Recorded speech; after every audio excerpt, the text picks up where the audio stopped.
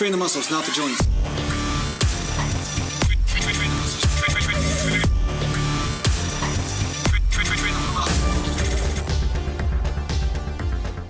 Welcome back to Natural Gland Bodybuilding Mountain. And recently somebody asked me in the comments about back training and arm training and how to navigate the amount of sets for both, because they found that when they train back or when they train chest, they also worked their arms quite a bit. So for instance, when you're training back, you may notice that you're getting some biceps involvement during those compound movements for back. And when you're pressing, either for chest or for shoulders, you may notice that you're getting some tricep involvement.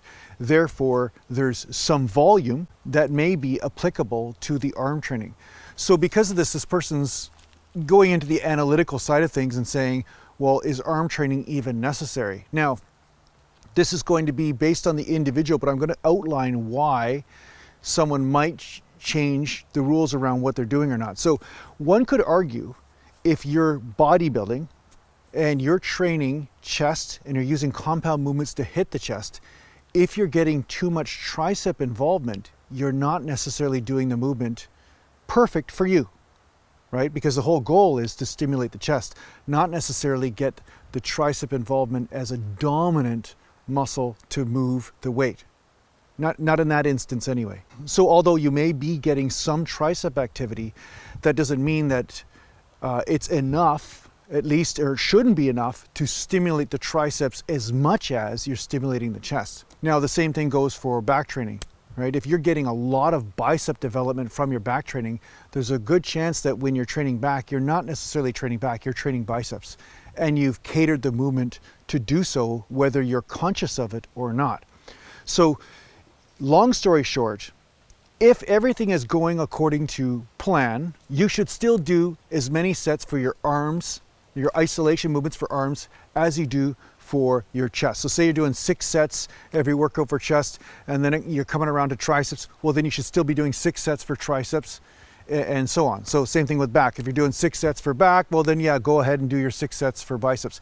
Now, I know I've talked about different amounts of volume for different body parts, but just for the sake of simplicity, let's just stick to the previous template that I talked about right now and say, yes, you still have to apply a certain amount of volume to your arms in order to get them to grow, rather than just relying on the compounds in most cases. So this is why you see most bodybuilders always have a tricep workout, a bicep workout, even though they're training a lot of back, even though they're training a lot of chest, it's not enough specifically to get those triceps and biceps to grow, because when they're training chest and back, they are using the movement or applying a certain range of motion or technique in order to really hit the back or the chest. So again, this is outside people who are trying to change the compound movement in order to isolate that small muscle group, right? Like people that do chins that are supinated and they're trying to hit the bicep on purpose rather than hitting back. Yeah, at that point you call it a bicep movement. It's not necessarily a back movement. The other thing you want to take into account is, how is your body adapting? And how is it developing? And if you're noticing that your body is developing a certain way, it will actually tell you where you need to possibly put more volume or more isolation or more effort into, right? So say you're doing a lot of back training and all you're doing is getting arm development, like you're getting bigger biceps, but your back is not growing. There's a good chance that you need to do a little bit more back work and less bicep work at that point. And again, you see a lot of pro bodybuilders use this technique. They'll say, hey, I've got a dominant muscle group this way, so in order to balance out my physique, I need to work on these other muscle groups, right? So say somebody has dominant front delts, they say, well, I want to have rear delts to basically bring more symmetry to that area. You'll see them not even doing front delt training specifically, they'll be doing side delts and rear delts most of the time. So it's the same thing when it comes down to your physique. In the end, your physique is telling you what you need to do, right? Now, I know when you're a beginner, you just want a template. Well, as a beginner, the template is, yes, if you're doing back training, 6 sets for back or 5 sets for back or 10 sets for back, whatever you're doing, and then you also do pretty much the same amount for your bicep training or your tricep training or your shoulder training. Like every muscle group gets, as a general rule, the same amount of sets. And then from there, you start to see how is your body developing, and then that's when you start to play around with the variables and see where you need to mix and match, or where you need to go back to square one and learn how to do a movement properly for your body type in order to actually isolate that muscle group. And I've talked about this at length when it came down to the bench press. When I'm flaring the elbows, using a little bit lighter weight, I'm getting a little bit more chest development as opposed to keeping the elbows tucked and using heavier weights and coming to the sternum, right? So your exercise technique and your subtleties are going to be explored once you find out what's not working and what's working, right? So if you're squatting and you're squatting perfect according to all the textbooks, right, but you're not getting any leg development, well, then you're going to have to experiment with range of motion, stance, right?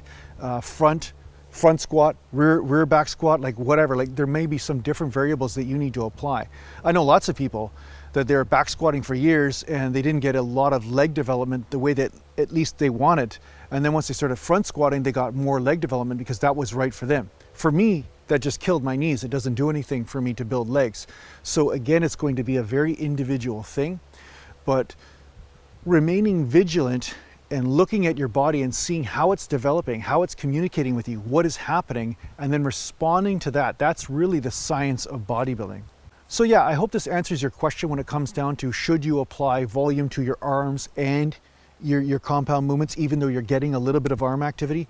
I know some people might find this a novice question, but it's really actually an intelligent question because everything is explorable. Every concept in bodybuilding, you have to revisit and revisit and revisit, and you may find that you're right about certain concepts, and then you'll find that you're wrong about certain concepts at certain times.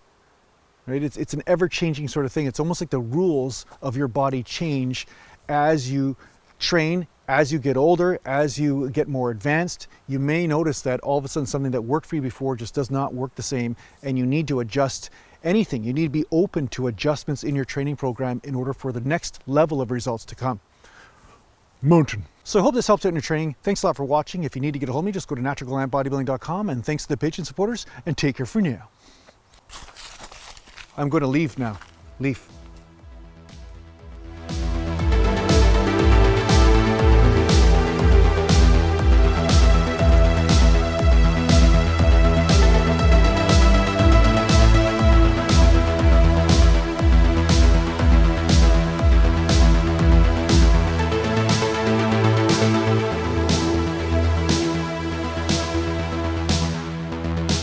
Natural land.